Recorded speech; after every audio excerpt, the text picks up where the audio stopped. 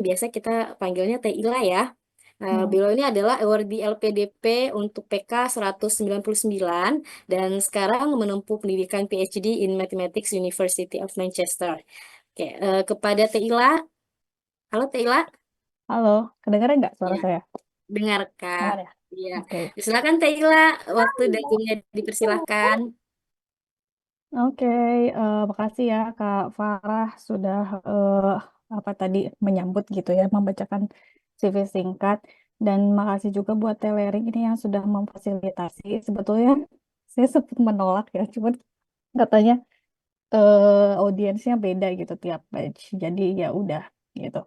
Oke, di sini masih ada 413 orang. Sebelum saya masuk materi, kira-kira boleh nggak sambil ini ya supaya apa cek semangatnya. Kira-kira apa yang ingin teman-teman dapat dari materi saya? Bisa di chat mungkin. Pengen dapat apa nih?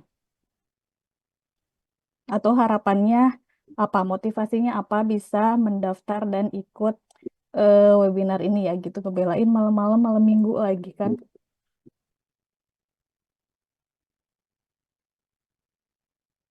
Cara handle pertanyaan unexpected, memperkaya referensi, wawancara yang efektif dan efisien, kisi-kisi, kisi-kisi kayak panelis ya saya. Trik lulus, insight. Oke, pada intinya pada intinya berarti semuanya pengen jadi ordel PDP itu kan ya goalnya. Nah, di sini teman-teman eh, oke, makasih ya yang udah respon. Oke, berarti masih pada fokus. Oke, saya share screen dulu. Oh gitu.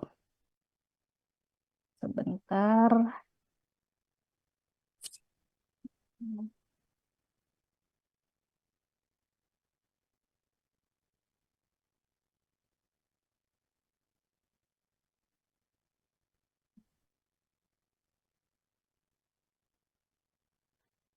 Bentar ya.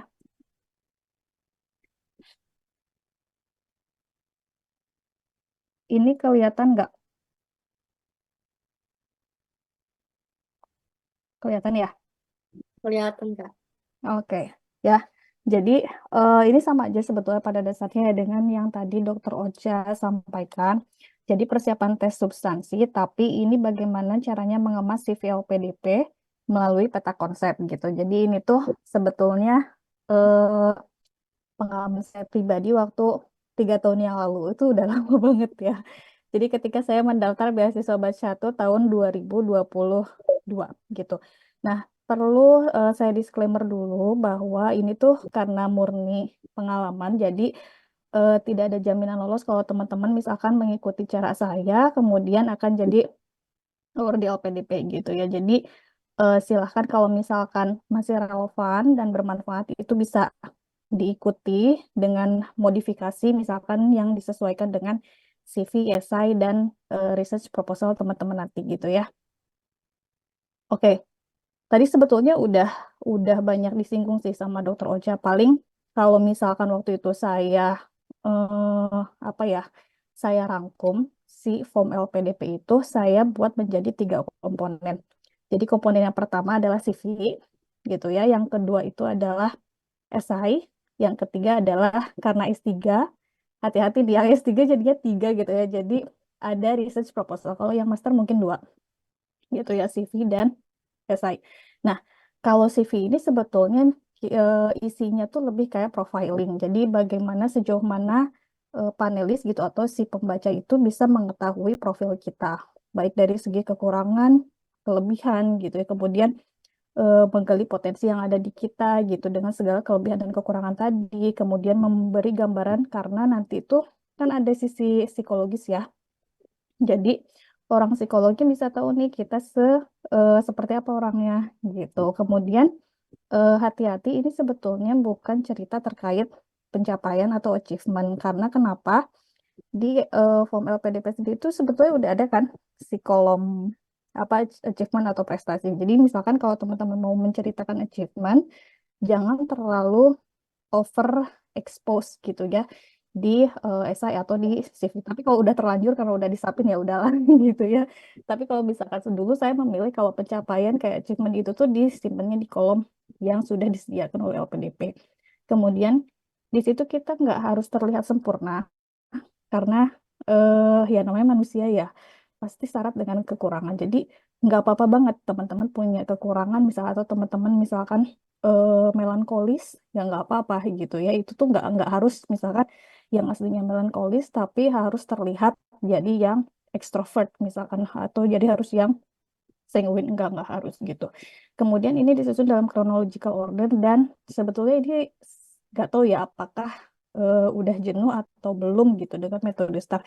Tapi waktu 3 tahun yang lalu metode ini works well gitu di saya gitu ya situation task action summary result. Tapi sekarang tuh kayaknya udah banyak banget nggak sih yang setiap webinar tuh pasti bahasnya metode STAR lagi gitu. Jadi ini kayaknya makanya di sini saya kasih tanda apa namanya tanda kutip ya harus menggunakan metodenya secara kreatif gitu ya supaya nggak jadi jenuh gitu ya metode STAR karena nggak semua pertanyaan tuh sebetulnya nggak semua pertanyaan bisa dijawab dengan STAR gitu jadi teman-teman harus tahu mana yang bisa dijawab dengan STAR mana yang enggak gitu. Nah ini waktu itu mengutip kata-kata Mas Ilo ya Mas Ilo nanti kalau lulus LPDP ketemu Mas Ilo di PK beliau pernah bilang jadi kalau daftar FYDP itu harus put your very best effort since the beginning from the very first step. Jadi CV ini adalah nanti akan menjadi foundation atau bahan dasar para panelis untuk mengulik atau menggali kita gitu ya. Jadi emang harus dipersiapkan di apa ya dipersiapkan dengan sebaik-baiknya gitu ya. Nah, kemudian kalau mengupas esai gitu ya. Jadi mengupas esai itu adalah yang berapa 2000 kata ya, yang 2000 kata itu. Jadi mengupas esai itu biasanya dia fokus ke kontribusi. Jadi ketika penuliskan esai itu udah nggak ada lagi tuh terkait kayak kekurangan, kelebihan, kegagalan kayak gitu. Jadi fokus aja pada kontribusi. Nah, banyak yang salah arti gitu bahwa kontribusi itu adalah suatu peran. Padahal waktu saya menulis esai, saya merenung kayaknya peran itu adalah cara untuk kita mencapai goal tersebut gitu. Jadi bukan kontribusinya. Contoh ya, banyak yang ingin jadi dosen. Kira-kira dosen itu peran atau kontribusi? Menurut teman-teman, boleh dicek. Peran atau kontribusi?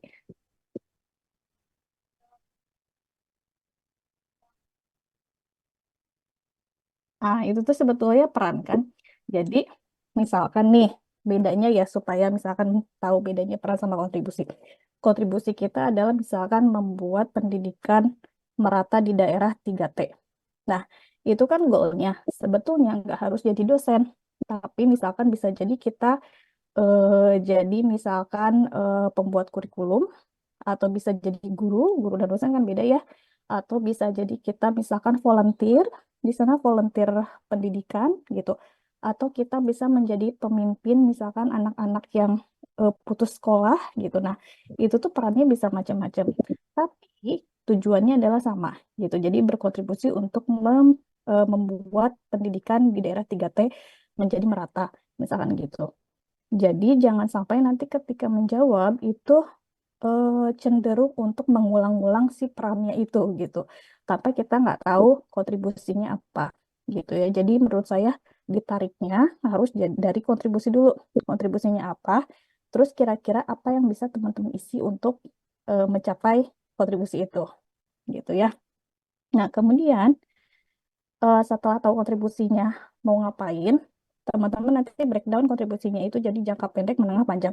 Ini sebetulnya udah overexpose juga ya, termasuk yang metode SMART itu, specific, measurable, achievement, relevant, sama time bound itu emang itu udah overexpose. Tapi lagi-lagi waktu itu di saya works well gitu ya. Jadi dia bisa mengantarkan saya jadi awardee salah satunya karena apa namanya membuat si kontribusi itu yang tadi jangka pendek, menengah, panjang dan membuat dia jadi smart gitu ya. Terus eh,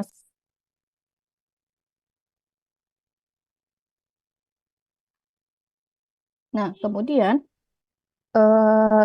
nanti teman-teman harus kayak people oriented gitu ya, jadi nggak self center.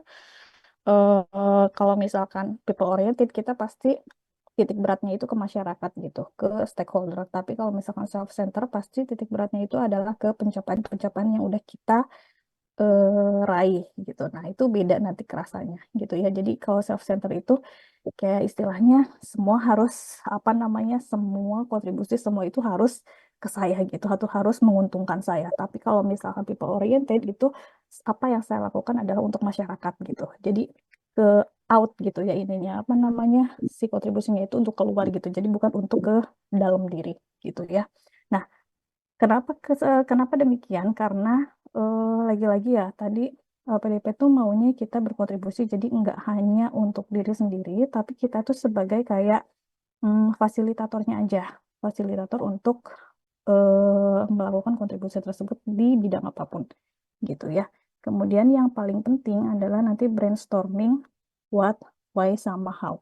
Ini kelihatannya simple sih gitu ya, cuman eh, mengulik pertanyaan panelis. Tapi kalau misalkan diresapi, kalau misalkan dibuat suatu kontemplasi, ini yang menurut saya harus jeli gitu. Kita harus paham betul apa yang ingin kita raih dan kenapa gitu ya, dan bagaimana cara meraihnya. Itu somehow bisa jadi sesuatu yang kita udah nulis esai tapi kita belum nemu gitu benang merahnya.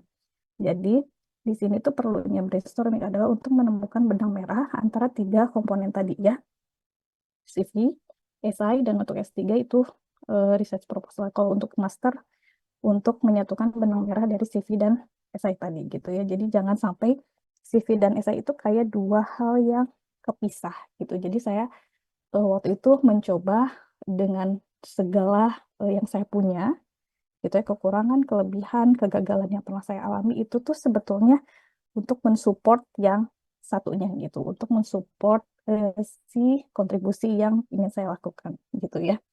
Nah, contoh yang harus di brainstorming itu sebetulnya semua yang sudah kita tuliskan di esai itu harus kita brainstorming gitu ya. Tapi contohnya aja, contoh sederhananya ya, misalkan apa yang ingin dipelajari selama S2 atau S3. Kemudian kenapa sih harus lanjut studi gitu ya, sedangkan di tempat kerja tuh nggak membutuhkan yang S2 atau S3 gitu. Jadi dengan S1 aja cukup. Nah itu kan sebetulnya kita harus merenung ya, kenapa kita harus lanjut studi gitu. Padahal kondisi nyatanya adalah di tempat kerja tidak membutuhkan alumni S2 atau S3 gitu ya. Kemudian nanti apa yang ingin diberikan untuk Indonesia. Lagi-lagi tadi kita nggak bisa hanya menyebutkan perannya saja gitu. Jadi harus secara mengalir kita punya peran apa dan eh, kontribusinya apa. Ya, jadi itu menjadi satu benang merah yang mengalir gitu ya.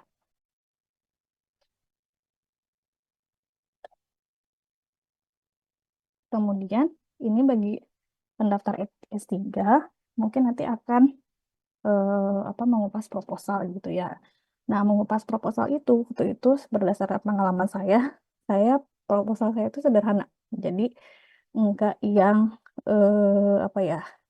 Menurut saya sih enggak terlalu wow gitu ya, sederhana aja. Saya ingin mengangkat waktu itu isunya adalah demam berdarah gitu yang terus menjadi yang terus berulang gitu kan ya, setiap tahun tuh pasti aja ada DB gitu, dan kasusnya banyak banyak terus gitu ya, ke anak-anak, ke dewasa gitu ya, dan bahkan itu bisa satu orang misalkan mengalami DB-nya 2 kali ini.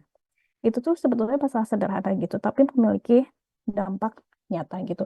Dampak nyatanya ini kalau misalkan teman-teman berkecimpung di ilmu murni, kan kadang kita bingung ya, kayak misalkan fisika belajar tapi fisikanya fisika murni atau matematika matematikanya murni, kadang kita nggak tahu kontribusi untuk Indonesianya apa gitu ya, karena isinya rumus-rumus semua, tapi at least itu bisa punya kontribusi misalkan untuk ilmu pengetahuan itu sendiri.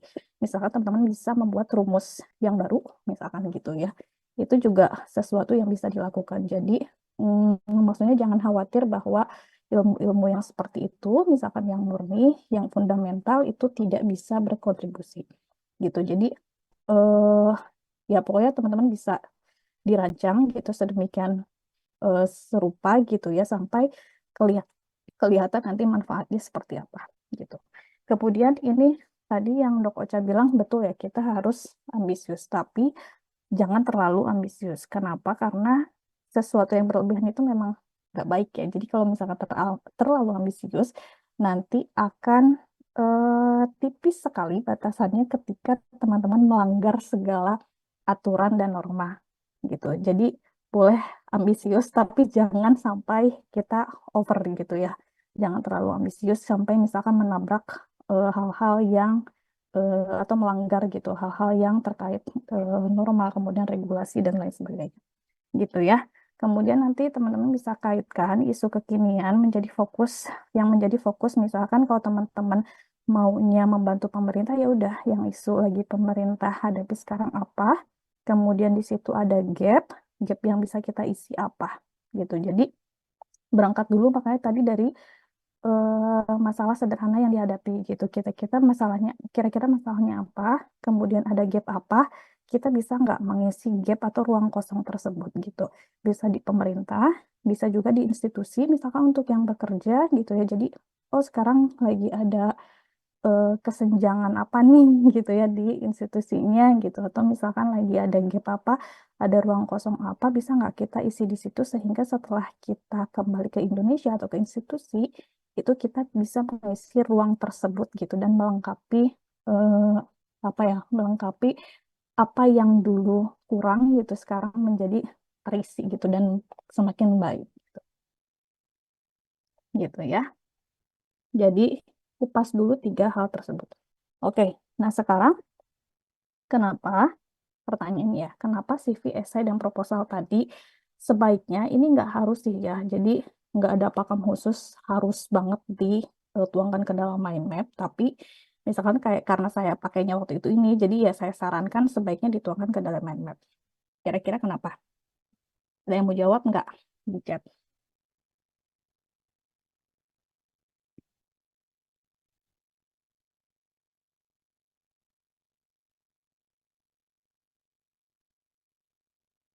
Akan terlihat hubungannya supaya terlihat benang merahnya, gambaran utuh. Oke, oke, oke, oke. Makasih yang udah respon ya. Lebih terstruktur, tidak menghafal, betul, saling terkoneksi, supaya tidak. Nah, intinya berarti teman-teman di sini udah pada tahu ya. Jadi kenapa daftar webinar ini intinya ingin membuat semua yang sudah kita tulis menjadi lebih terstruktur dan lebih ngalir gitu, sehingga kelihatan benang merahnya gitu ya. Oke, nah ini sebetulnya kalau misalkan teman-teman googling bisa aja misalkan apa ya keuntungan membuat mind map atau misalkan manfaat membuat mind map itu pasti diarahkannya itu ke problem solving, eh, berpikir yang lebih kreatif, kemudian lebih efektif gitu ya. Itu tapi secara general gitu. Nah, di sini saya mungkin akan lebih menjawab gitu ya atau misalkan menjawabnya tuh yang relevan dengan pertanyaan atau esai LPDP. Jadi yang pertama, kenapa harus dibuat peta konsep atau mind map? Yang pertama itu kita harus menguasai CV esai kita tuh secara singkat kan, gitu. Kalau misalkan LPDP tuh timeline-nya sempit banget menurut saya. Bahkan kemarin tuh udah langsung yang habis dari skolastik langsung substansi di tanggal 6 gitu. Nah, itu tuh kan singkat banget gitu waktunya. Nah, tapi kita pengen yang dengan waktu yang singkat itu, kita pengen dapet yang clear. Nah, perlu diingat waktu itu tuh saya kayaknya 12 lembar dari awal halaman pertama sampai terakhir. Nah, mungkin teman-teman ada yang lebih, ada yang kurang gitu ya. Kebayang nggak? Misalkan merangkum 12 lembar itu gitu ya ke dalam misalkan di waktu yang singkat tapi harus clear gimana nih cara menyampaikannya gitu. Jadi mind map ini adalah buat saya sih cara menguasai yang 12 lembar tadi secara singkat gitu ya dengan waktu yang singkat itu juga apa to the point gitu tapi dia clear karena tadi dibentuk dalam poin-poin. Kemudian kalau misalkan teman-teman udah megang daftar pertanyaan, misalkan kayaknya di Telegram tuh banyak banget deh atau di Google juga banyak tuh daftar pertanyaan yang biasa ditanyakan oleh panelis LPDP. Nah, itu tuh merangkum daftar pertanyaan yang mungkin ditanyakan oleh panelis gitu ya. Jadi sambil sambil menuliskan secara singkat dan clear, itu sambil merangkum juga. Yang ketiga adalah menuliskan hal-hal penting yang mungkin terlewat saat menulis CV, esai, atau proposal. Jadi kadangkala, tadi kan makanya kenapa harus kontemplasi ya dan brainstorming. Kadangkala itu ketika kita dibaca ulang esai kita, terus baru kepikiran gitu. Atau misalnya pas brainstorming baru kepikiran, duh ini penting tapi ini nggak saya tulis di CV gitu ya. Karena CV-nya udah tersubmit berapa bulan yang lalu gitu dan baru kepikiran sekarang. Itu mungkin banget kayak gitu karena saya pun dulu mengalami hal tersebut. Nah, si PinePap ini dia membantu untuk menuliskan hal-hal penting yang terlewat tadi. Meskipun sifatnya mungkin bukan merevisi ya, bukan mengganti apa yang sudah kita tulis di esai, tapi sifatnya tuh lebih kayak menguatkan gitu, lebih kayak menguatkan supaya nanti ketika kita berargumen di hal tersebut, kita udah punya jawaban yang lebih firm gitu, yang lebih mantap gitu ya. Karena dikuatkan dengan hal-hal penting tadi yang memang kita lewatkan pada saat menulis esai gitu. Kemudian karena tadi kan kita bentuknya poin-poin ya. Kalau misalkan mind map poin-poin, jadi kita punya percabangan gitu, percabangan atau branch yang apa maksudnya satu satu poin kita buat berapa cabang itu tuh jadinya mengurangi drama saat menjawab. Jadi ketika di esai atau di CV mungkin kita sering kayak misalkan ditanya kegagalan. Kegagalan terbesar kamu apa? Misalkan kegagalan saya waktu ikut lomba, saya misalkan nggak menang, terus saya desperate gitu karena misalkan pemenangnya itu adalah tidak lain adalah teman saya yang notabene dia nggak lebih baik dari saya misalkan terus saya sampai apa ya sampai misalkan nggak mau ikut lomba lagi. Nah, kita tuh kan biasanya terlena menceritakan hal-hal atau situasi seperti itu gitu saat di esai. Nah, pada saat menjawab panelis di substansi itu, kita tidak ingin sampai sedetail itu kita menceritakan gitu. Jadi, drama-drama yang seperti itu akan secara otomatis terkurangi gitu ya, atau bahkan tereliminasi gitu, dan kita akan fokus pada poin penting yang harus kita jawab gitu. Jadi dengan mind map itu secara otomatis akan mengurangi drama saat menjawab dan kita langsung kayak direct gitu ya ke jawaban yang memang ingin disampaikan dan apa namanya si panelis ingin ingin tahu gitu terkait itu gitu ya. Kemudian tadi ya karena kita udah brainstorming tadi, maka kita sudah bisa memetakan dengan baik hasil brainstorming yang dikelompokkan misalkan kepada what, why, sama how.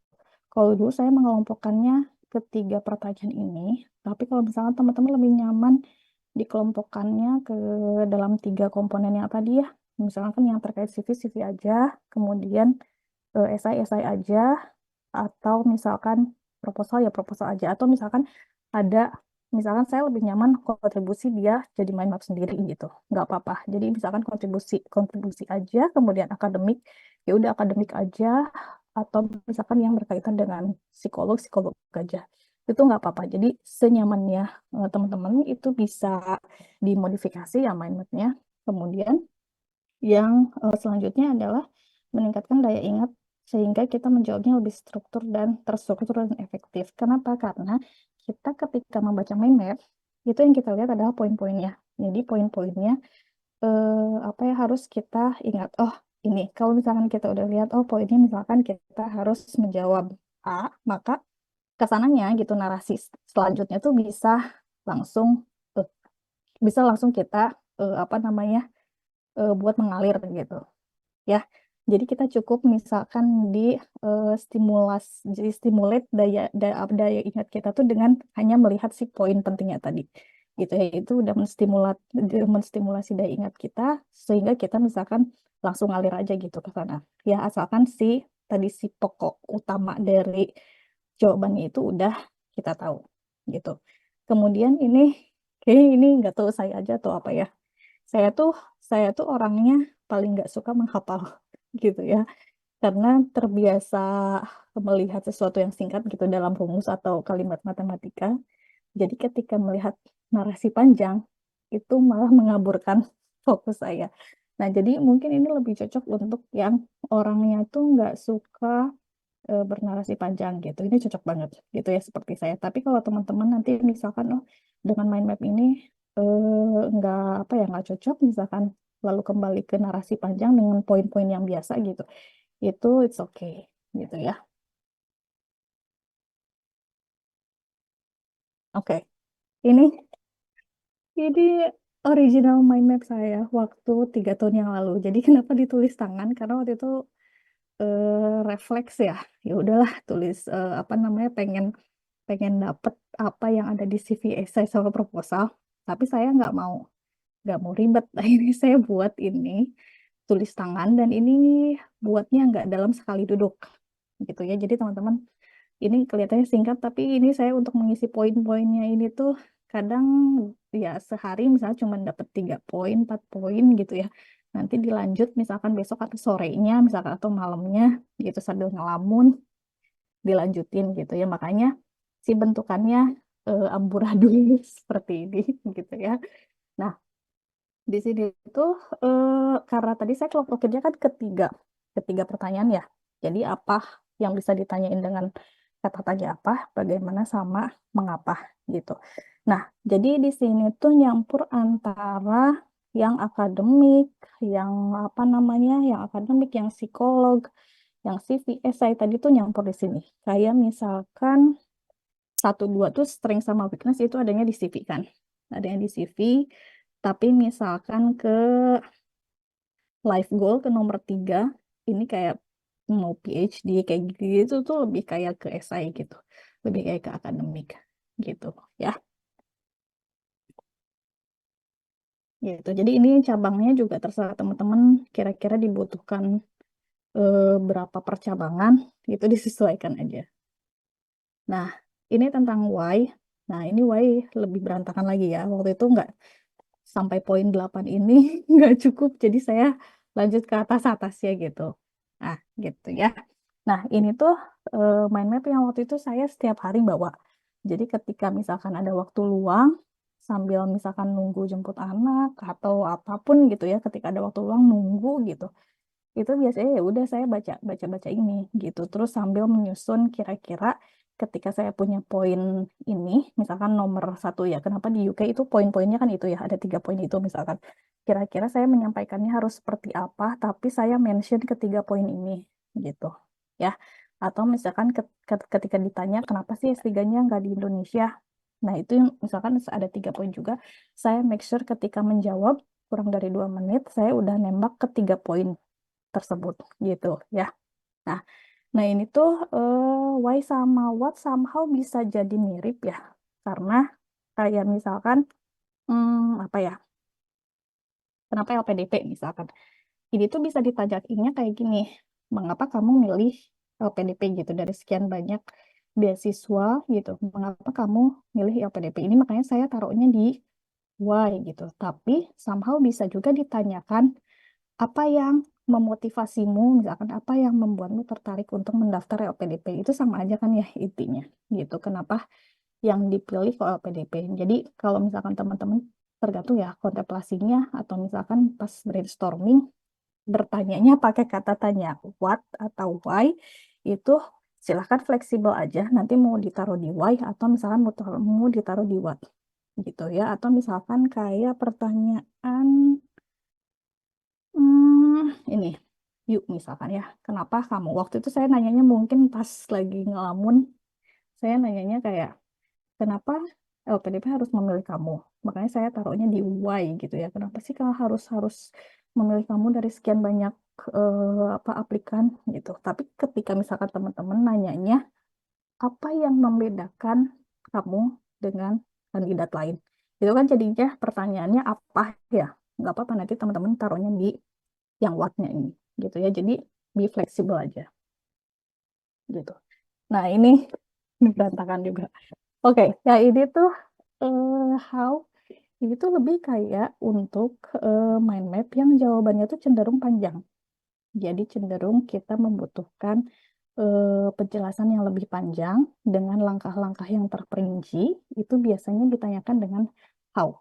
Karena menjawab how dengan menjawab why atau what itu beda. Kalau what sama why itu langsung kan reasoning gitu ya. Tapi kalau misalkan how itu setelah kita dapat reasoningnya gitu dari why tadi, itu pasti ditanyakan langkah-langkahnya seperti apa gitu atau bagaimana cara mencapainya kayak gitu. Jadi ini tuh lebih kayak narasi-narasi panjang yang kakak-kakak atau teman-teman tulis di esai ya. Makanya di sini tuh saya nggak expect akan panjang begini, makanya ini berantakan banget.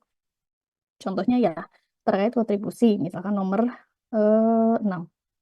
Jadi waktu itu short termnya misalkan ada berapa poin nih, saya waktu itu set di 6 bulan pertama setelah pulang, kemudian mid termnya di 5 tahun setelah pulang, dan long termnya itu yang bisa kayak sustain setelah 5 tahun gitu. Ya, jadi ada misalkan masing-masing berapa poin gitu dari short, mid sama long.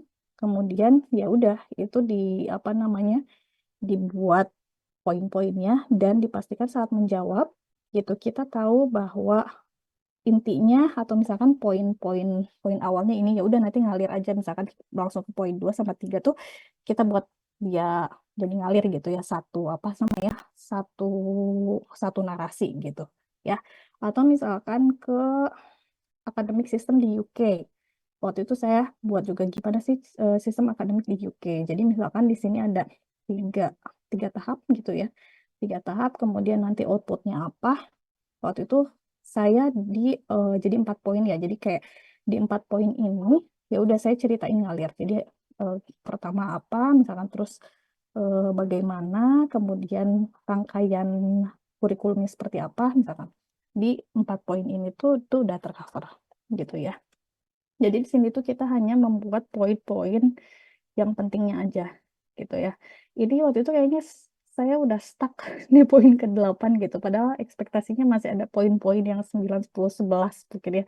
Tapi mungkin aku waktu itu keburu capek gitu. Jadi nggak saya teruskan. Jadi nanti mungkin teman-teman bisa jadi mind mapnya lebih banyak dari saya gitu ya gitu. Kalau misalkan sangat-sangat detail dan esainya tadi sangat panjang gitu ya ngepas 2000 kayak kalau saya kayaknya kurang waktu itu kurang dari 2000 jadi dibuatlah kayak tiga mind map ini gitu ya.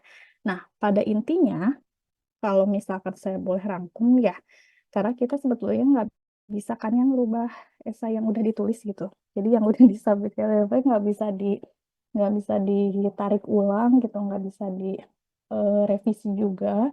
Jadi saya tahu bahwa teman-teman tuh yang paling tahu diri teman-teman seperti apa gitu. Tapi di balik apa yang teman-teman punya dan what surrounding that shape you gitu ya. Jadi lingkungan seperti apa yang menjadikan teman-teman seperti sekarang itu teman-teman pada saat substansi harus perform yang terbaik gitu. Jadi give your all gitu. Jadi be true, be bold, tapi dengan itu tuh stay genuine gitu. Tapi unstoppable, unstoppable tadi ya mungkin ambis gitu, tetap semangat, tetap ngambis gitu ya. Tapi tetap kita menjadi diri kita sendiri gitu ya, dan memberikan yang terbaik. Nah, ketika misalkan dapat panelis yang tidak sesuai dengan harapan gitu ya. Jadi misalkan oh kayaknya dia judgmental nih gitu ya. Atau misalkan kok nanyanya berulang-ulang seperti itu gitu. Menurut saya ya just embrace every moment of your interview. Jadi kita nggak bisa mundur di situ, tapi embrace every moment aja gitu. Karena kita nggak tahu bisa jadi panelis yang tadi yang tidak sesuai dengan ekspektasi itu justru yang merekomendasikan kita untuk menjadi awardee gitu. Ya, who knows gitu. Jadi ya nikmati aja, enjoy and embrace every moment of your interview gitu ya. Jadi itu aja yang bisa saya sharing. Didoain semoga semuanya bisa jadi award di LPDP ya di batch ini gitu. Itu aja Kak Farah dari saya. Ya, terima kasih Teh Ila. Baik. Insya Allah luar biasa sekali ya terkait dengan materi mind mapping. Mungkin saya bisa ringkas sedikit terkait dengan materi yang disampaikan oleh Teh Ila. Pada intinya, sebelum kita melakukan brainstorming dan lain sebagainya, tentu kita perlu untuk mengupas kembali CV dan esai daripada kakak-kakak, kenali lagi, dan kakak bisa banget untuk melakukan brainstorming dari what, why, and how-nya, dan semua yang ada itu tentunya berdasarkan daripada CV dan esai kakak. Karena kembali lagi, CV dan esai itu yang sudah kita submit itu sudah tidak bisa kita ganggu-gugat lagi. Dan yang perlu kita tahu bahwa apa yang kita tuliskan dalam CV dan essay itu harus tetap kita jaga konsistensinya.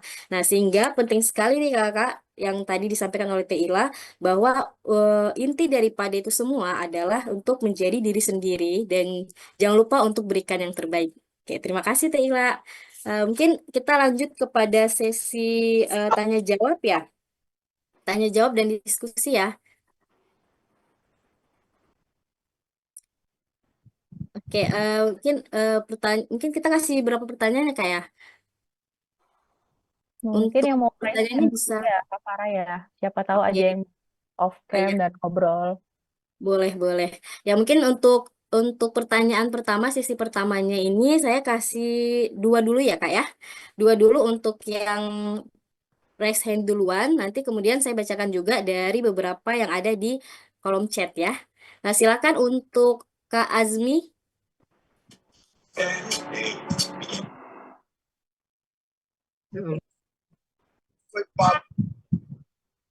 Halo, Halo, tes ya. halo. Iya, Terdengar silakan Kak suara saya Azmi. ya? Iya, Terdengar terdengar suara Kak. saya ya? Iya, Oke, terdengar Kak. eh, dokter,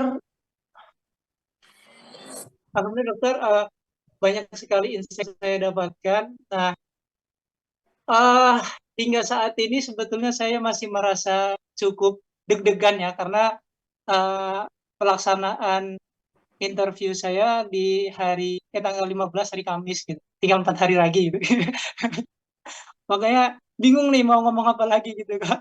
Oke, Dok, tadi saya sangat tertarik sekali dengan apa yang dokter sampaikan tadi berkaitan dengan uh, apa jika kita itu berasal dari murni gitu ya. Kebetulan saya juga dari murni, khususnya dari kimia.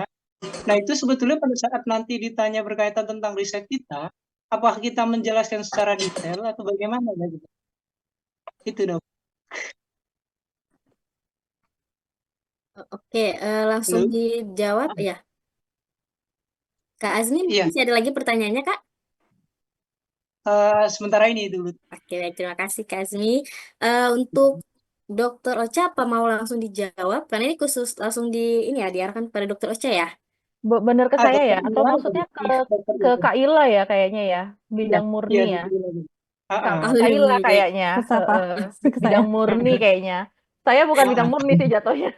Iya, Oke, oke, baik. oke. Nah, Kimia, baik Kak kimia Azmi, ya. ini nanti dijawab oleh Teila. Nanti kalau misalkan Dokter Ocha ingin menyampaikan bisa untuk menambahkan ya. Ya, ya, silakan siap. Teila. Oke. Jadi kalau misalkan emang agak challenging ya. Jadi ilmu murni itu kan biasanya kita memang ke foundation ya. Jadi apa? Kalau menurut saya ketika menjelaskan itu di jangan terlalu banyak teknikal gitu. Jadi jangan banyak menyentuh atau menyebutkan kata-kata yang terlalu teknis karena bisa jadi sebetulnya nanti panelisnya bukan dari kimia murni, tapi misalkan dari yang biokimia misalkan gitu. Jadi sebisa mungkin menurut saya tetap kita menjelaskan sebagaimana kita menjelaskan materi kita atau riset kita itu ke orang yang awam gitu. Oke. Jadi jangan terlalu teknis gitu ya. Tapi intinya aja, misalkan kan dari sekian banyak apa namanya paragraf misalkan yang kita tuangkan di riset proposal atau esai, kira-kira intinya apa nih? Kita misalkan intinya ingin ini murninya pendidikan atau kimia murni saintek Kak? Kimia murni. Saintek berarti ya. Ya, Sinti. Nah, misalkan meskipun Kak Azbi misalkan kimia murni, tapi mungkin bisa menyinggung aplikasinya. Misalkan apa ya proses kimia yang Kak Azmi lakukan itu, misalkan nanti ke depan akan bermanfaat misalkan di bidang apa gitu. Jadi tetap meskipun kita kerjanya orang murni, itu tuh akan menjadi foundation atau misalkan base gitu ya dari misalkan apa nih dari aplikasi apa Kayak misalkan apa ya, kalau matematika tuh kan sebetulnya rumus-rumus doang. Tapi somehow sekarang tuh AI, algoritma gitu, GPS, semuanya tuh di dalamnya rumus-rumus matematika semua gitu ya. Jadi mungkin bisa dijelaskan dengan bahasa yang sederhana gitu dan bisa dan mudah dipahami oleh orang awam gitu ya gitu. Jadi diceritain aja, ini emang murni, tapi jika ditarik lebih jauh, ini akan bermanfaat misalkan untuk pengembangan apa gitu. Itu mungkin ya. Boleh menanggapi sedikit nggak, Dok? Boleh, boleh. Nah, Ya, gini, eh, kan riset yang saya akan teliti itu ini sangat bersinggungan langsung dengan kemaritiman gitu, karena saya akan mm-mm, meneliti berkaitan tentang bioremediasi terkait seed oil gitu kan, tapi khususnya mm-mm, lebih ke enzim gitu. Apakah mm-mm. lebih awal saya sampaikan dulu, Dok, gitu? Iya, Baiknya. iya, di ya disampaikan dulu aja. Jadi misalkan saya, tapi tadi yang kata-kata yang itu tuh kalau misalkan bisa disederhanakan misalkan dengan kata-kata apa ya, kalau istilah kimia tuh memang banyak banget istilahnya ya. Cuman Hmm, menurut saya sih jangan terlalu teknis gitu ya, karena kita tuh harus tahu kayak definisi enzim apa. Kalau misalkan yang orang awam kan nggak tahu ya, harus untuk mencerna itu tuh harus tahu dulu iya, definisi iya, dari setiap katanya gitu ya. Jadi iya. di ini aja misalkan enzim ini misalkan nanti untuk kemaritiman manfaatnya seperti apa, misalkan bisa dikembangkannya seperti apa gitu ya. Kemudian saya tuh ngisi gapnya, makanya tadi saya bilang ada ruang kosong yang bisa kita isi. Nah, kita tuh bisa ngisi ruang kosong atau gapnya tuh di bagian mananya gitu. Oke, oke. Ya, si kimia murni Oke, tuh langsung punya peran di aja mananya, gitu. Eh, gitu. baik, baik, baik, Dok. Insya Allah tergambar, tercerahkan. Terima kasih, dokter ya. Ya, ada Terima kasih, saya Kak dipanggil Maya. dok, kayak Oh, jadi doa, dokter, oh beda ya, Dokter kak, dokter kak, dokter kak. dokter. Baik, Kak Azmi, Terima kayak sudah kasih. gimana Kak? Ya. Sudah puas dengan jawabannya? Atau ada lagi yang mau ditanyakan? Alhamdulillah sudah tercerahkan, sudah tercerahkan. Mohon Oke, doanya ya. baik. Amin. Ya. Selanjutnya untuk Kamustika Suci, silakan Kak. Ya, baik, terima kasih Kak Ila dan Dokter Ocha, insight-nya sangat luar biasa. Izin bertanya ini terutama untuk Dokter Ocha. Sekalian curhat ya Dok, sebenarnya kalau misalnya retaker itu apakah akan ditanya kenapa dulu kira-kira nggak lolos LPDP karena apa? Karena di case saya ini Dok, saya ganti jurusan. Kemarin itu saya daftarnya saraf karena kebetulan rumah sakit yang ngasih rekomendasi itu nggak ada dokter sarafnya. Tapi kalau saya pengalamannya banyak psikiatri, saya pengennya psikiatri udah magang 2 tahun sama dokter psikiater, tapi rumah sakit yang ngasih rekom itu butuhnya saraf. Tapi kalau sekarang saya daftarnya psikiatri karena rumah sakitnya udah memperbolehkan gitu dok. Apakah pasti akan ditanya kenapa eh, apa retaker atau enggak dok ya? Atau kalau misalnya ditanya kira-kira alasannya apa? Apa jujur gitu dok karena rumah sakit atau gimana? Karena kebetulan kemarin juga curhat sama orang tua, ya udah coba aja sarafnya lebih apa lebih mereka lebih apa ya lebih memilih saya jadi dokter saraf aja tapi sebenarnya dalam hati saya pengennya psikiatri gitu baru sekarang nyoba psikiatri gitu dokter. oke, oke dok. Panggilannya siapa dok? Dok Iya, Mustika baik. ya? Ya dokter. Langsung aja ya Ya, Dokter Ocha ya. boleh. Ya, Ya, silakan Dokter eh, Ocha. kebetulan alhamdulillahnya saya eh, belum pernah pengalaman itu ya, bukan alhamdulillah sih, alhamdulillahnya langsung lulus gitu ya. Tapi maksudnya saya pernah mendengar beberapa pengalaman yang retaker seperti itu dan rata-rata ditanya memang.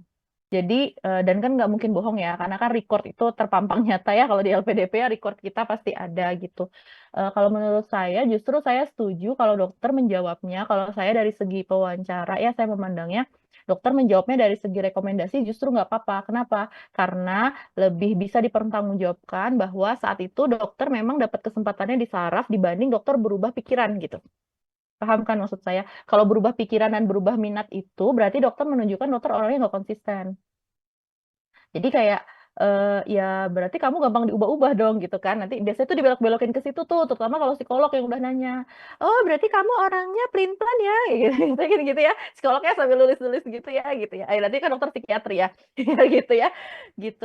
Jadi kalau menurut saya dokter sampaikan saja bahwa sebenarnya dokter saat jujur saja kalau menurut saya ya, dokter memang minatnya di bidang psikiatri, sudah mempersiapkan, namun saat itu kesempatan sudah coba dicari gitu. Dokter jujur saja bahwa sudah coba dicari di beberapa rumah sakit gitu, tapi yang bisa memberikan itu hanya di jurusan saraf gitu. Nah, tapi saya tidak tinggal diam gitu. Jadi dokter tuh kayak membuktikan bahwa oke, saya kemarin gagal memang karena saya mungkin passionnya bukan di situ, dokter persiapannya belum di situ, tapi saya tidak berdiam diri, Pak, Bu, gitu.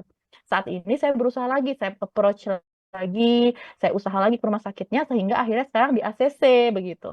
Sekarang disetujui, dan sekarang sudah sesuai dengan minat, pengalaman, dan kontribusi saya, gitu. Jadi dokter menunjukkan bahwa dokter itu tidak berdiam diri nih, gitu. Oke, yang pertama itu jadi pelajaran saya, bahwa memang mungkin passion saya nggak di situ, gitu ya. Jadi istilahnya, kayak waktu itu memang kesempatan yang ada di situ, tapi sekarang saya sadar bahwa kan LPDP itu apa ya, kalau dulu mentor saya bilang LPDP itu gabungan dari passion, kontribusi, dan kesempatan. Jadi emang kalau terutama kita dokter spesialis ya pasti kita tahu kayak rumah sakit ini yang nggak mau ya nggak mau gitu, mau gimana pun ya nggak mau gitu kan. Jadi dokter sampein aja bahwa dokter sekarang sudah approach, sudah berusaha gitu, tunjukin ke situnya gitu. Menurut saya gitu sih, karena nggak banyak ya yang bisa kita elak-elak gitu ya. Ya, kalau saya sih waktu itu berdoanya nggak ditanyakan yang saya nggak bisa jawab. Dokter berdoa aja itu dulu, tapi at least kalau dokter ditanya dan kemungkinan memang ditanya, karena berubah jurusan gitu, dokter bisa jawabnya seperti itu mungkin, Dok. Makasih banyak ya dok, masukannya Iya, Dok. sangat membantu. Terima kasih dok, Iya, sukses selalu dokter. baik. Iya, Untuk sama-sama. kamu Mustika, ada lagi yang ingin ditanyakan atau sudah cukup? Cukup kak, terima kasih kak. Oke, terima kasih, Kak. Nah, mungkin satu pertanyaan lagi ya untuk yang kakak-kakak yang lagi raise hand. Kepada Kak Ari, silakan Kak Ari. Oke, terima kasih keparannya dari Dr. Ocha dan Teh Hila. Saya mau tanya ke Teh Hila nih, karena saya mengambil untuk doktoral. Jadi untuk proposalnya yang udah saya upload, jadi sudah berdiskusi dengan orang-orang yang udah ngambil S3 sebelumnya. Jadi kata mereka itu novelty-nya terlalu umum, jadi dan juga kurang terlihat untuk level PhD-nya. Dan itu udah saya kulik lagi dan memang benar, dan setelah dicari-cari sudah dapat gitu uh, yang lebih spesifik, dan juga saya menemukan bottleneck yang lebih fundamental sebelumnya dari yang sudah saya tuliskan di proposalnya. Jadi bagaimana mengakalinya untuk ketika di substansi itu, Teh Hila? Karena ini kan enggak disebutkan sebelumnya di dalam proposalnya. Baik, seperti itu. Terima kasih. Oke.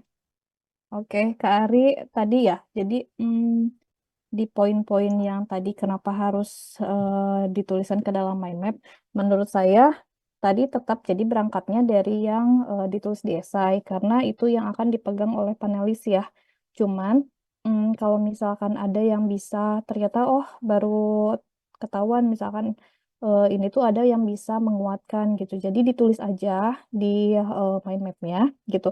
Dipastikan nanti ketika ditanya mengenai hal tersebut itu disinggung gitu ya, itu disinggung gitu. Tapi sifatnya tadi bukan mengkoreksi atau merevisi, tapi lebih kayak menguatkan. Ya, jadi kalau misalkan tadi ada novelty yang misalkan dirasa kurang, kemudian sekarang udah diketahui oh novelty-nya ternyata apa namanya berubah. Nah, saya harap sih tadi nggak beneran kayak ngeganti yang awal gitu ya, tapi kayak lebih menguatkan misalkan di misalkan yang tadi yang terlalu umum itu bisa misalkan disebut dulu yang umumnya, kemudian nanti Kak Aris spesifikan misalkan novelty dari yang umum ini nanti lebih jauhnya lagi misalkan bisa apa namanya bisa dikembangkan menjadi apa misalkan gitu ya. Jadi sifatnya menguatkan supaya alasan atau misalkan jawaban kita tuh lebih firm gitu, lebih lebih mantep gitu ya. Jadi nggak lagi gampang diombang-ambing mungkin ya gitu. Gitu aja sih menurut saya karena yang dipegang panelis tetap yang awal sih gitu ya. Jadi sifatnya menguatkan gitu, bukan mengganti gitu. Gitu aja Ya, Kak. Cukup gimana nggak? Kak Ari? Gimana?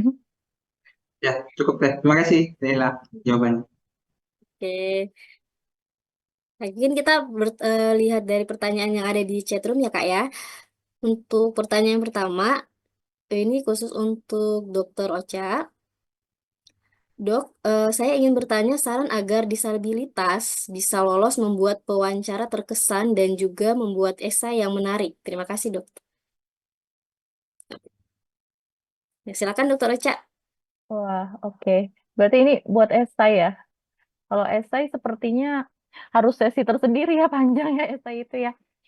Tapi intinya sih kalau saya esai itu kan, kayak dulu saya pernah bikin materi nih tentang tentang bagaimana menulis esai. Jadi em, esai itu intinya kita fokus dulu ke isu yang mau diangkat. Jadi untuk pertamanya itu kalau komponen esai yang menarik itu menurut saya harus ada hooknya ya. Jadi kalau sekarang kan kita kalau ngelihat TikTok gitu ya. TikTok atau Instagram itu kan video-video pendek itu gimana capture attention dari orang itu dalam 3 detik pertama ya katanya ya teorinya ya hook itu ya. Jadi menurut saya esai itu di paragraf pertama itu harus ada hooknya. Jadi apakah itu kadang-kadang kan kalau kita quote atau misalnya pernyataan-pernyataan menohok, misalnya langsung nih bilang 1 dari 3 orang di Indonesia menderita gagal ginjal misalnya gitu. Jadi kayak ada hooknya dulu, lalu perkenalan kita. Kalau mau mengangkat disabilitasnya boleh, tapi kalau saran saya sih cukup di perkenalan awal saja bahwa misalnya pendaftar di jalur disabilitas yang ingin berkontribusi pada masyarakat gitu misalnya. Tidak perlu terlalu ditonjolkan secara kayak di apa ya ditonjolkan bahwa itu menjadi yang utama gitu kalau menurut saya karena tetap kan LPDP ini merit based ya tetap merit based scholarship jadi tetap kontribusi dan kemampuan kita yang dinilai begitu jadi setelah hook atau kalimat pembuka yang kira-kira capture attention perkenalan diri singkat boleh dimasukkan di situ disabilitas namun saya tetap ingin berkontribusi dengan apa gitu ya misalnya mengangkat isunya lalu jelaskan data-datanya data-data di Indonesia ataupun di dunia yang diangkat misalnya mengangkat tentang UMKM misalnya ya. Nah, UMKM di Indonesia tuh bagaimana data realnya? Nggak usah panjang-panjang dan kalau bisa datanya itu yang bunyi. Jadi jangan, saya tuh sering melihat esai-esai Menti gitu ya, itu tuh kayak sekian juta penderita penyakit gitu. Nah, maksudnya gini, penduduk Indonesia kan 250 juta ya. Terus kalau kamu bilang kayak 1 juta orang menderita ini, kira-kira bunyi nggak datanya? Nggak kan gitu. Kayak ya 1 juta dibanding 250 juta gitu. Jadi kalau bisa cari data itu yang spesifik. Jadi misalnya ternyata di bawah usia 15 tahun saat ini sekian persen itu udah menderita diabetes gitu. Kalau misalnya jurusan lain, misalnya UMKM, ternyata lebih dari 50% UMKM itu belum ada sertifikasi halal misalnya. Jadi bawalah data-data itu yang kira-kira gampang dipahami dan bunyi. Jadi benar-benar kayak datanya itu orang pas baca itu kayak, oh banyak ya ternyata gitu. Gitu loh. Nah itu kan capture attention lagi gitu. Nah habis itu baru jelaskan kontribusinya apa aja yang udah dilakukan sejauh ini. Terus terakhir baru rencana studi yang dibagi ke 3 tahap ya biasanya. Nah, ini nggak saklek sih tahun-tahunnya, sesuaikan aja sama teman-teman, baru diakhiri dengan eh, apa yang membuat teman-teman yakin bahwa LPDP tuh harus milih teman-teman. Misalnya, saya yakin kontribusi ini akan tercapai karena saya memiliki kemampuan apa, dibuktikan dengan apa gitu. Besar harapan saya, udah gitu aja, tutup aja langsung gitu. Jadi singkat, padat, tapi kena semua poin-poinnya. Gitu mungkin Kak Farah. Terima kasih, Dokter Ocha. Mungkin pertanyaan kedua, apabila dalam pemilihan kampus tujuan, saya memilih kampus A sebagai tujuan pertama dan kampus tempat saya mengambil S1 sebagai tujuan kedua. Bagaimana teknik menjawab agar meyakinkan pewawancara kenapa saya harus mengambil kampus itu di pilihan pertama dan apakah harus ada kemiripan, baik itu keunggulan, sistem atau kurikulum dari ketiga kampus yang kita ambil. Nah, mungkin nih Teh Ila bisa untuk menjawabnya ya. Teh Ila, silakan Teh Ila. Oke, pemilihan kampus ya. Jadi sebetulnya kalau pemilihan kampus, tadi kan yang S1 itu ternyata di pilihan kedua, sebetulnya nggak ada kaitannya.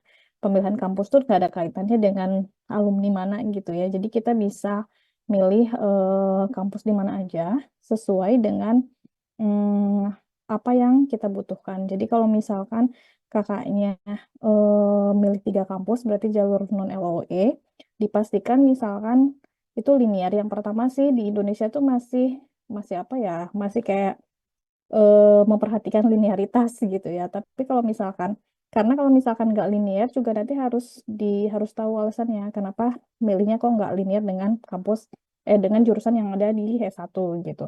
Jadi ketika misalkan sudah ketiganya itu linear, itu baru nanti kita menjangkau ke kurikulum gitu atau mata kuliah atau misalkan mungkin sekarang LPDP juga mempertimbangkan tuition fee gitu ya. Jadi dipastikan itu emang benar-benar sinkron satu sama lain menurut saya gitu ya.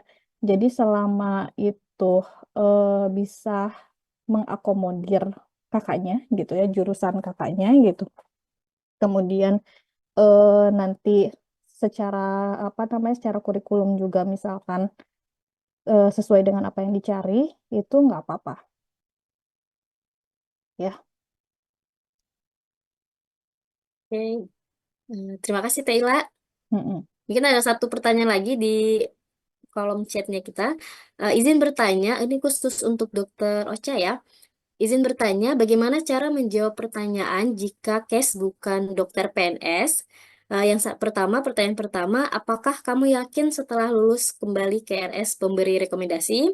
Kemudian pertanyaan keduanya, jika sebelum kamu lulus, posisi dokternya sudah terisi, di mana nanti kamu akan bekerja? Mengingat bahwa banyak awarding ngasih tips dan kita harus meyakinkan bahwa pemberi rekomendasi adalah tempat kembali gitu.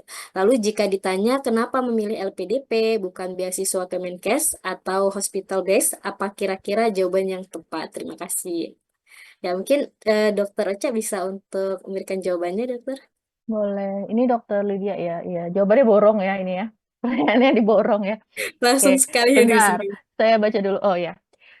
Oh, jadi Dokter Lydia ini bukan dokter PNS ya. Jadi, apakah kamu yakin setelah lulus kembali ke RS pemberi rekomendasi? Oke, jadi di LPDP itu khusus dokter spesialis itu emang klausulnya setahu saya kalau dari pembekalan beberapa term terakhir itu memang agak ketat. Jadi, kita itu kalau udah submit surat, kan kalau dokter spesialis itu mungkin kalau kakak-kakak jurusan lain itu rekomendasi tokoh masyarakat ya, ada ya, atau rekomendasi dosen. Nah, kalau dokter spesialis itu selain rekomendasi dari tokoh atau atasan itu ada rekomendasi rumah sakit yang akan nanti kita tempat kembali. Nah, setahu saya itu memang ditekankan di beberapa hmm, term terakhir itu bahwa kita tuh harus kembali ke situ. Kenapa? Karena kan LPDP itu saya bilang tadi kerjasamanya sama Kemenkes kalau buat dokter spesialis. Nah, Kemenkes itu kan kalau teman-teman baca ya, itu isunya kan adalah pemerataan gitu. Jadi memang ketika kita dipilih buat jadi awardee itu tuh udah dipikirkan nanti, oh ini nambah satu nih di Kota Bandung, misalnya nambah satu di Ternate, nambah satu di mana. Jadi penyebarannya tuh udah dipikirin. Jadi kita memang ditekankan untuk kalau bisa sebisa mungkin balik ke sana. Bahkan ada isunya tuh terakhir kalau nggak salah di pembekalan saya itu kalau misalnya nggak bisa ngasih surat dari rumah sakit yang dulu rekomen kita, misalnya nih saya rumah sakit A. Nah, pas lulus saya mau balik ke rumah sakit A, saya datang dong ke rumah sakit A kan biasanya LPDP itu minta surat tuh dari rumah sakit A bahwa bersedia menerima saya nih gitu, udah selesai sekolahnya gitu. Nah, rumah sakit A ternyata saat itu nggak mau ngasih. Nah, kita tuh harus lapor LPDP dan bisa jadi nanti kita ditempatkan oleh LPDP gitu teman-teman ya. Kalau sepemahaman saya di pembekalan terakhir. Nah, jadi penting bahwa kita ketika wawancara itu meyakinkan bahwa kita bisa kembali di situ. Nah, kalau case-nya Dokter Lydia ini kan bukan dokter PNS, berarti kan bukan jaminan ya, istilahnya bukan warga tetap sana nih gitu ya. Nah, cara meyakinkannya adalah dokter harus tahu dulu kalau di rumah sakit ini mungkin kasusnya berarti rumah sakit daerah ya, ya, yang PNS ya. Ada PNS-nya kan bukan swasta, analisis jabatan atau ABK, analisis kebutuhan gitulah ya. Nah, anjap ABK-nya itu teman-teman harus punya. Gimana caranya kalau bukan orang sana? Ya deketin aja ke pegawaiannya ya, kumaha carana pokoknya dapat gitu. Nah, anjap itu teman-teman harus tahu misalnya analisisnya di rumah sakit itu dalam 5 tahun ke depan. Biasanya itu 5 tahun ya dokter Lydia ya, itu anjap itu 5 tahun ke depan itu butuh dokter penyakit dalam misalnya kayak saya itu berapa? Kalau di saya itu butuh 2 gitu. Butuh 2 nih ke depannya. Nah, dokter kan misalnya ada orang baru 1 pun, nanti dokter bisa ngomong, misalnya pun ada orang baru 1, Pak, Bu, saya tetap bisa di ngisi 1 karena anjapnya 2 gitu. Jadi dokter tuh ada datanya gitu. Terus nanti bisa ditanya, loh kenapa butuh 2? Emang rumah sakitnya apa pelayanannya? Nah dokter harus tahu, walaupun bukan warga sana ya. Jadi harus tahu misalnya rumah sakit saya itu 5 tahun ke depan mau mengembangkan layanan ini gitu. Rumah sakit yang saya tuju itu jadi tetap butuh Pak Bu, bahkan mungkin ke depannya akan meningkat kebutuhannya gitu. Jadi emang benar-benar walaupun dokter bukan dari sana, bukan warga sana, gimana ya, kayak PDKT lah gitu, kayak pendekatan lah gitu. Memang benar-benar harus tahu tuh rumah sakit itu gimana gitu, sering-sering ke sana, sering-sering ngobrol, tanya pasiennya gitu sih. Kalau saya kebetulan balik ke rumah sakit saya kerja, jadi mungkin nggak masalah ya. Tapi kalau teman-teman yang lain yang saya lihat emang harus segitunya pendekatannya dok. Bahkan kadang magangnya di situ ya. Terus, ini harus agak cepet nih jawabnya nih banyak ya. Oh ya udah ya. Jika ditanya kenapa memilih LPDP bukan beasiswa Kemenkes atau hospital base, apa kira-kira jawaban yang tepat? Nah, dokter mungkin bikin plus minusnya dulu ya. Kalau mau agak advance tuh SWOT dulu ya, Humanitas, Strength, Weakness, Opportunity, Threat gitu.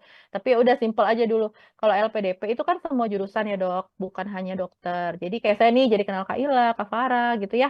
Nah, jadi kan kalau saya mau kontribusi kayak Kak Ila kan neliti malaria ya, pakai rumus matematika, saya jadi tahu bisa gitu ya gitu.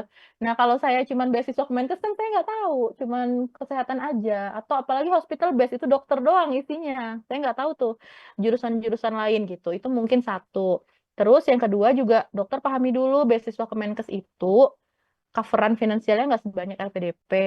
Kalau hospital base, dokter kalau masuk hospital base, dokter nggak bisa milih ditempatkan di mana. Dokter harus ikut kebutuhan Kemenkesnya di mana. Jadi dokter tuh udah kontrak kalau hospital base itu. Kayak kamu nanti dokter Lydia ditempatkannya di Sampang, Madura misalnya gitu ya. Udah tuh, taken gitu. Jadi dokter nggak bisa milih. Kayak saya milih, saya maunya di Kota Bandung karena saya PNS di sini gitu. Nggak bisa milih kalau hospital base. Jadi dokter harus tahu dulu programnya itu plus minusnya apa. Mungkin gitu Kak Farah. Ya, terima kasih Dokter Ocha. Nah, mungkin kita lanjut ke pertanyaan yang kakak yang lagi raise hand ya. Silakan untuk Kak Irawan.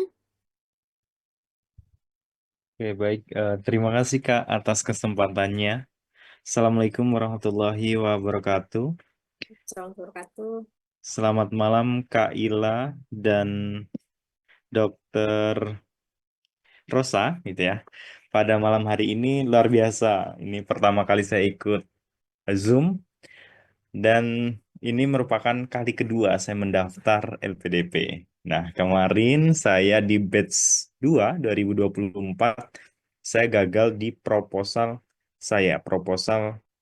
rencana penelitian karena saya daftarnya adalah S3 reguler. Nah, di situ saya ada satu pewawancara menanyakan originalitas dan apa pembeda Anda itu tadi, apa pembeda Anda dengan yang lain dan lebih bagaimana saya mengembangkan penelitian itu kebaruan dan tadi originalitas. Nah, lalu bagaimana saya mengemasnya, Dok? Kemarin saya udah coba mengelaborasi dengan beberapa eh, yang saya punya, kemudian berbasis pengalaman saya, cuman saya masih ditekan di situ, gitu ya, pewawancaranya. Saya lihat cari itu setelah itu penasaran gitu ya. Beliau profesor dan udah emeritus sepertinya. Nah, itu saya benar-benar di mentalnya di downnya di situ. Bagaimana proposal penelitian itu dikulik dari metode, kemudian apa pertanyaan penelitian, apa pertanyaan begitu. Jadi sudah di judgmental, kemudian yang lain ada 2 psikologi dan akademi. Beliau lebih mengarah ke saya bagaimana untuk membangun tadi psikologi saya karena saya sudah down di situ dulu. Jadi, nah bagaimana tipsnya untuk menghadapi itu, Dok? Dan Kak Iva itu ya, Kak Ila. Ya, terima kasih Kak Farah dan kakak-kakak, terima kasih. Ya, terima kasih Kak Irawan. Nah, mungkin dijawab dulu sama Teh Ila ya. Teh Ila, silakan untuk menjawab Teh Ila. S3 ya, karena S3 ya. Jadi Kak Irawan, kalau misalkan S3 itu betul, saya juga waktu itu kayak gitu kok. Jadi research question, metode, kemudian hasilnya atau hipotesis kayak gitu tuh memang harus sudah kebayang. Nah, ketika misalkan saya nggak tahu ini bidangnya apa Kak Irawan. Saya pendidikan kewarganegaraan. Oke, dalam negeri ya Iya, dalam atau negeri. LN? Nah, Dalam negeri. kalau misalkan waktu itu saya memang risetnya tuh kolaborasi. Jadi ketika misalkan sekarang tuh kan memang nggak bisa ya, maksudnya saya cenderung di matematika aja misalkan, atau misalkan yang PKN mungkin di PKN aja. Nah, sekarang tuh mungkin bisa dikolaborasikan gitu dengan bidang-bidang lain gitu. Meskipun Kak Irawan pasti udah submitnya misalkan ya udah tok si PKN aja. Tapi yang saya rasakan waktu itu ketika misalkan risetnya kolaborasi dan misalkan orisinalitasnya itu nanti untuk ngecek ya, untuk ngecek orisinalitasnya itu kita gampangnya sih search di Google atau Google Scholar. Kira-kira misalkan research yang mau kita apa namanya mau kita eh, apa ya mau kita geluti itu misalkan udah ada belum orang yang ngerjain gitu. Kalau misalkan udah ada, nah itu memang akan jatuhnya kita akan susah mempertahankan, sulit mempertahankan gitu. Nah, kalau misalkan udah ada, harusnya itu bisa jadi harusnya itu ada research gap yang bisa kita isi di situ. Jadi ketika misalkan udah ada orang yang ngerjain dan kita sulit mempertahankan, berarti kita masuk ke tahap berikutnya, cari research gap-nya gitu dari penelitian yang orang udah kerjain tapi belum menyentuh tuh ke sisi itu gitu, belum menyentuh ke sana. Nah, kita isi di sisi itu ya. Jadi tetap jatuhnya akan jadi kayak research kolaborasi. Yang pertama untuk ngecek originalitas yaitu ya kita isi gap meskipun risetnya udah ada tapi misalkan apa originalitas and novelty itu kadang jadi apa namanya jadi pertanyaan yang terus gitu dikejar. Itu kita isi kekosongannya di mana, kemudian kenapa harus kamu gitu ya, pertanyaannya nyambung ke situ nggak sih? Iya, benar, benar, benar, Iya. Kak. Nah, kenapa harus kamu? Nah, mungkin di situ waktu itu saya juga jawabnya ngambis sih. Ya, jadi pada saat ketika ditanyakan kenapa harus kamu, itu sebetulnya waktunya kita show off gitu ya. Tadi betul kata Dok Ocha, kenapa harus harus saya aja nih yang bisa gitu ya, atau cuma saya aja yang bisa ngisi di situ gitu. Waktu itu saya jawabnya karena misalkan di bidang saya kita lihatnya harus proyeksinya harus agak kemana-mana nih. Jadi waktu itu saya lihatnya ke institusi sama ke bidang ke knowledge-nya itu sendiri. Jadi misalkan di institusi saya tuh apa namanya apa ya? Jadi misalkan kalau kalau saya kan memang di bawah Kemenag ya. Jadi di bawah Kemenag tuh si topik ini tuh masih baru gitu. Kalau di institusi saya tuh masih baru gitu. Jadi saya perlu belajar ya untuk mengembangkan si institusi saya itu gitu. Nah, sekarang misalkan kalau Kak Irawan mau memproyeksikan gitu, kenapa harus kamunya itu mau memproyeksikan ke institusi kah atau mau ke knowledge-nya misalkan di knowledge tersebut gitu ya di bidang di topik tersebut itu masih sangat jarang disentuh orang karena misalkan sulit gitu ya dan saya bisa apa namanya tackle topik itu misalkan gitu jadi kita memang harus agak apa ya kayak saya gitu harus memproyeksikan ke banyak sisi gitu tapi memang awalnya dari gap penelitian yang tadi yang mau kita isi itu sih kalau saya ya jadi ketika udah gitu kayaknya kita udah firm gitu, udah punya apa ya strength di riset kita gitu. Jadi nggak sekedar hanya megang metode atau misalkan research question, tapi memang kita punya proyeksi yang jauh terhadap itu gitu. Oke, Jawab nggak? Kak Irwanya kayaknya udah keluar ya. Ya Oke, udah Kak. nggak apa-apa ya. Oh, ada? Oh Ada. ya, oke. Ya, Oke, terima mungkin kasih, ada. Kak. Ayo, oke, Kak. Dari Dokter Ocam ada yang mau disampaikan? Ada yang mau ditambahkan? Udah cukup kayaknya ya. Saya belum pengalaman nih proposal S3 nih. Oke. Ya, sekali itu selanjutnya untuk pertanyaan dari Kak Firman Nurahim. Ya, silakan Kak Firman. Ya, terima kasih kesempatannya Kak Farah, Kak Ila, sama Dokter Rosa. Materinya sangat menggugah. Izin saya akan bertanya ke Dokter Rosa. Eh, ini dok, tadi beberapa pertanyaan dari teman-teman mungkin sudah terbahas juga. Ini terutama tadi saya mendengar paparan dokter yang menyatakan kita harus menguasai tutor universitas dan program studi yang diambil ya dok ya. Pertanyaan saya begini dok,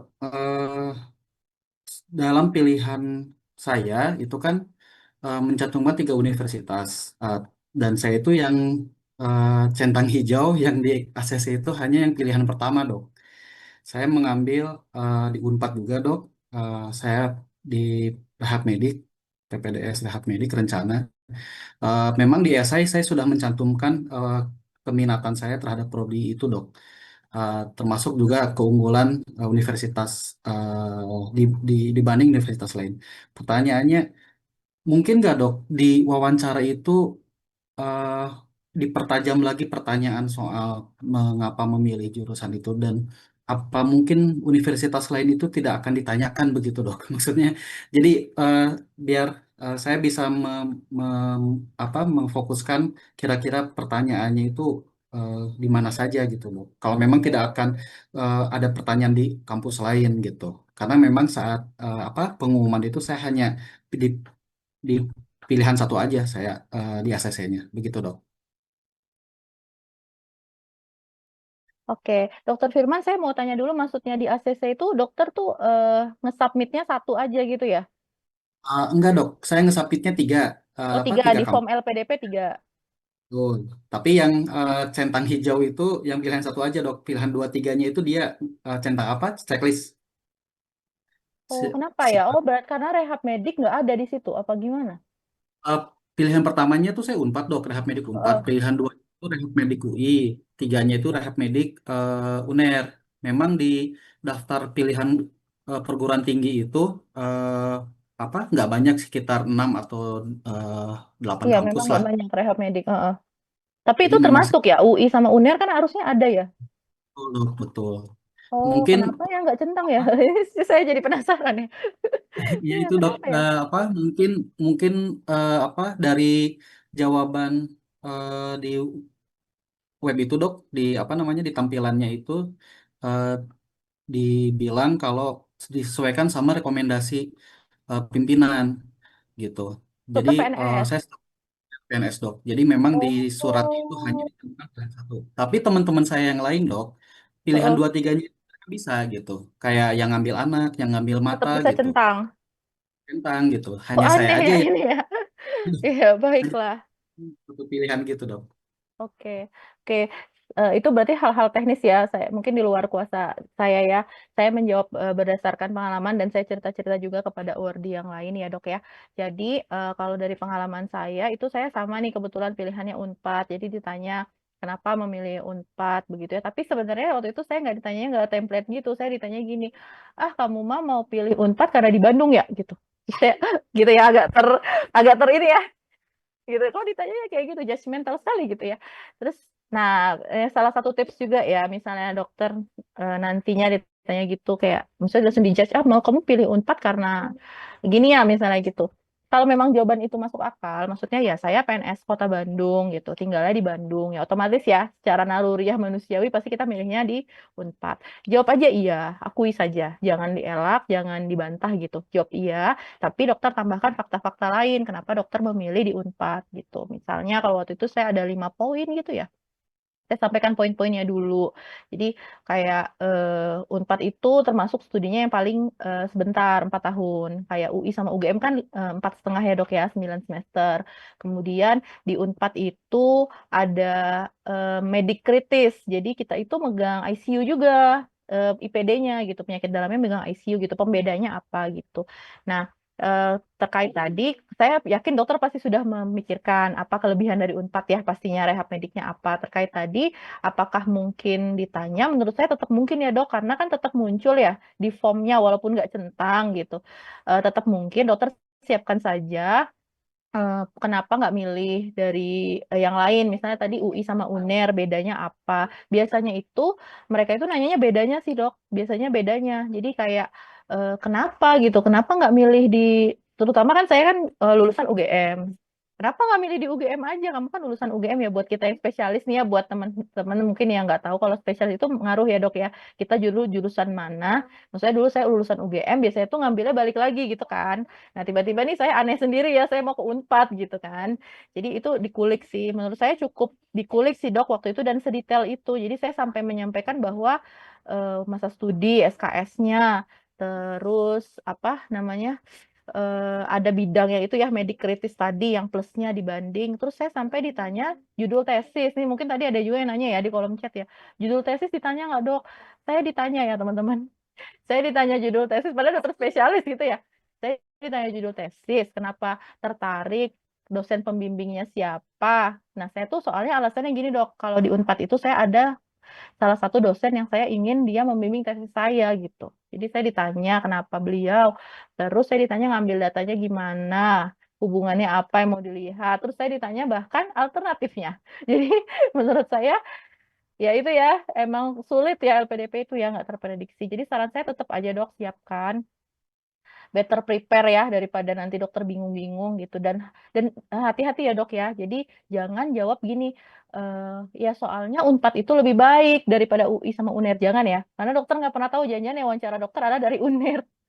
Lalu dia kayak oh jadi dokter bilang UNER nggak bagus gitu. Jadi jangan menggunakan term-term yang subjektif. Jadi pakailah yang objektif. Jadi masa studi kan bisa tuh objektif. Memang lebih lebih cepat gitu. Terus SKS atau bidang gitu. Jadi yang emang hal-hal yang tercantum objektif. Terus pastikan yang kedua dan yang paling penting juga jangan salah.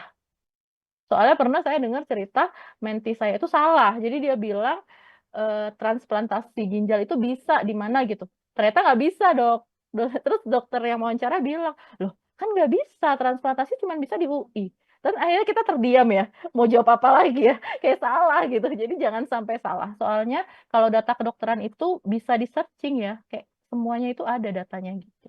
Gitu paling dokter. Terima kasih. Ya, makasih dok, makasih moderator. Oke, itu tadi jawabannya dari Dokter Ocha ya. Mungkin Taila ada yang mau di-share dulu?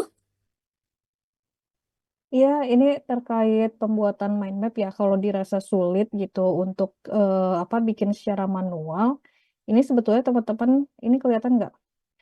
Teman-teman bisa pakai sekarang tuh udah ada apa web gitu. Ini bisa free juga. Jadi iowa.com nanti di search aja ya ini nih. iowa.com. Jadi teman-teman nanti bisa langsung misalkan berapa cabang weakness apa, kemudian nanti misalkan ada lagi strength gitu ya. Kemudian kalau ada cabang lagi tinggal diperpanjang gitu ya. Jadi ini tuh nanti bisa lebih rapi gitu. Jadi nggak berantakan kayak yang saya tadi tampilkan gitu aja ya. Jadi sekarang tuh lebih canggih, dulu saya belum kenal Iowa. Jadi teman-teman nanti bisa pakai Iowa untuk apa menuliskan mind map-nya. Gitu aja. Itu aja ya. Bisa dipahami kan ya semuanya? Terima kasih Taila. Oke. Ya, oke, mungkin pertanyaan terakhir ya, khusus untuk Taila dari Kak Salim. Seberapa pengalaman izin tanya pengalaman Taila, seberapa lama bagi pendaftar S3 luar negeri untuk dikuliti pertanyaan tentang rencana disertasi saat wawancara? Hmm, itu yang awal tuh justru waktu itu ya pengalaman saya justru kayak dari wawancara mungkin 52 menit waktu itu saya dapatnya kayaknya 30 menit pertama itu memang research proposal semua yang ditanya gitu. Dan itu ditanyanya mix ya Inggris Indonesia. Jadi teman-teman menurut saya sih persiapkan mau yang tujuan DN atau LN itu bahasa Inggris, makanya tadi kenapa mind map juga saya tuliskan dalam bahasa Inggris karena itu buat antisipasi gitu karena kita lebih gampang ya switch dari apa namanya Inggris ke Indonesia ketimbang kayak dari Indonesia terus kita harus tiba-tiba harus jadi pakai bahasa Inggris gitu. Jadi diusahakan kalau yang tujuannya DN juga itu bikin mind mapnya pakai bahasa Inggris aja gitu. Jadi nggak usah ini grammar dulu, nggak usah khawatir grammarnya apa, pokoknya tulis aja toh itu mind map yang baca cuman kita sendiri gitu ya. Itu terus dikulitinya ya sampai beneran kayak udah besok mau penelitian gitu. Jadi apa latar belakang, kemudian referensi yang disitasi jurnal-jurnal apa aja, metode pasti, hipotesis itu meskipun kita kan nggak tahu hasilnya ya karena tergantung data, jadi at least hipotesis awal tuh udah kepegang gitu, kira-kira apa hasilnya. Kemudian objektif, siapa saja yang terlibat gitu ya, nanti aplikasinya kemana itu semuanya dikuliti.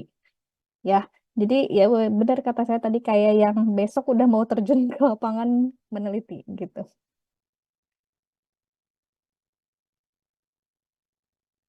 Oke, nah itu dari Teila ya. Eh, kita cukupkan sampai sini aja karena mungkin waktunya sudah lewat, ya, sudah 40 menit ya. Atau mungkin ada mau dibuka lagi sesinya? Di mana kakak admin? Apa kita cukupkan sampai sini aja karena sudah 40 menit juga? Cukup kayaknya ya. Sisanya nanti di grup Telegram aja ya diskusinya seperti Iya, biasa. ya seperti biasa. Kak, mungkin kalau ada pertanyaan yang belum bisa terjawab saya di sini, nanti kakak bisa bertanya di grup Telegram ya, kakak ya. Hmm. Oke, kalau gitu kita akhiri saja kegiatan webinar kita. Terima kasih untuk dua narasumber kita yang luar biasa sekali yang sudah memberikan materinya. Insya Allah sekali ya kakak, baik dari Dr. Ocha dan juga Teila sendiri. Terima kasih sudah bersedia untuk memberikan dan berbagi wawasannya untuk teman-teman kakak yang akan mempersiapkan diri untuk tes substansi nanti. Nah, kemudian terima kasih juga untuk kakak admin Telering yang sudah memberikan wadah dan juga memfasilitasi kita semua untuk sama-sama belajar pada malam hari ini. Dan kakak-kakak semua, terima kasih sudah bergabung dalam webinar kita pada hari ini dengan tema wawancara LPDP dua sudut pandang satu tujuan. Nah, gitu kita akhiri kegiatan webinar kita. Assalamualaikum warahmatullahi wabarakatuh dan selamat malam semuanya. Assalamualaikum warahmatullahi wabarakatuh. Makasih Ya. Mbak-mbak, dokter-dokter semuanya sehat-sehat. Sama-sama. Mbak, Sukses ya makasih. semuanya. Terima kasih. Oke. Semoga semuanya nanti ikut PK ya. Amin. Amin. Saya juga belum ikut TK loh, Nah, dokter itu Ocha. ya kan? Karena saya merasakan tuh Mbak Kak Farah ya. Ini kapan saya PK ya? Kapan saya PK? Oh, Kak Farah belum ya? Dok Ocha kemarin baru selesai Baru ya? selesai, Kak Ila. Tapi online ya itu 255? Iya, online. Katanya sekarang nggak ada itu lagi ya? Nggak Berarti ada. Nggak ada kemungkinannya offline juga lagi? online Ada ya offline selanjutnya ya, ya. karena efisiensi cenah teteh. Oh ya Allah, segitunya. Efisiensi. Padahal seru pisan itu PK Iya, offline. ampun. Ya. Oh ya, buat Berarti yang dia tadi nggak bisa. ada yang Gimana beberapa Kak? direct message saya, nanti itu aja ya, chat saya aja di Telegram. Nanti saya muncul deh di Telegram. Jarang-jarang muncul. Ya boleh banget ya Dokter Ocha Hmm. dan Teila kalau misalkan ada pertanyaan dari teman-teman yang belum bisa terjawab, nanti bisa langsung Di-mention aja. hubungi aja ya, di-mention aja ya. Iya bener teh. Kalau nggak di-mention nggak kebuka ya teh.